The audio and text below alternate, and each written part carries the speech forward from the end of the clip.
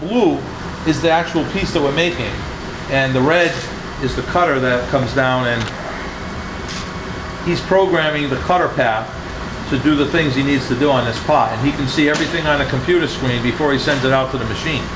So once it goes out to the machine, he's done most of the debugging right here, where it's harmless. But the technology is just incredible from what it was even when I went to school.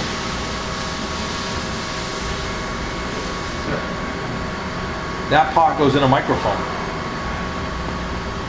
It's for a company in Chicago that makes audio equipment, and we do a lot of pots for them. It rides on air.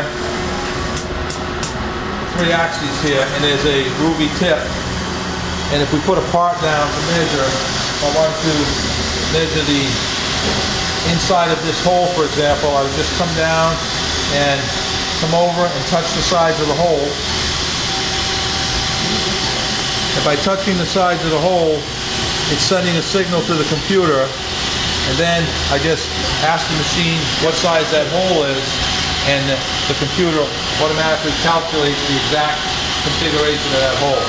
So accurately that if you take a human hair and divide it by about, I'd say 8, depending on the temperature of the room, that's how close this thing will measure. And over here we have a very, very new technology for us.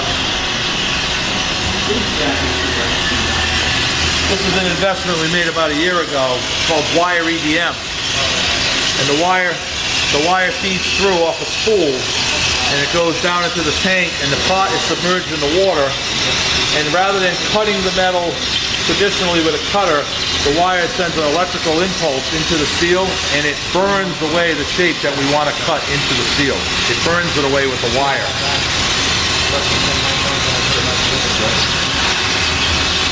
Very, very high-tech machine, very accurate machine, and it's some technology that we needed to invest in, and we purchased this, like I say, last year. So our hope is to bring on another machine like this within the next 6 months. Chris, you have a finished pot? What we're doing is these notches in here, rather than being cut out with a traditional cutter on a milling machine, the wire comes in, goes this way, and out, and the blank falls out rather than cutting it into a bunch of chips. Yeah, that's what it looked like before the wire went through. Then the wire goes down, over, and out, and this falls out as a slug, leaving the desired cut behind. So the difference is, you want to kind of hold it in there like this. And that wire is maybe 3 times a human hair. It's very small in diameter.